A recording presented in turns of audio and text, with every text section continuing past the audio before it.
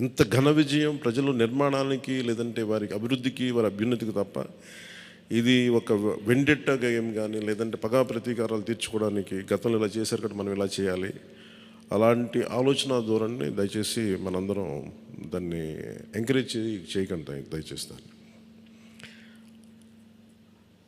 అలాగే చాలా చాలా క్షేత్రస్థాయిలో ప్రతి ఒక్కరూ అందుబాటులో ఉన్నాం నాతో సహా.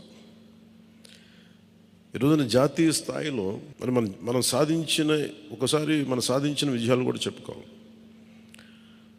చాలామంది పొలిటికల్ పార్టీ ప్రారంభించారు, మూసేశారు భారతదేశం మొత్తం మీద. ఈవెన్ ఫ్రమ్ పంజాబ్ నుంచి ఎవరో వచ్చి మాట్లాడుతున్నారు, వాళ్ళ అకాలీదళ ఫ్యాక్షన్ ఒకటి.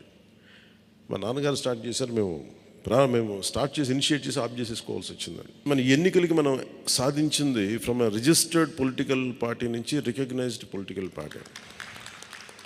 రెండు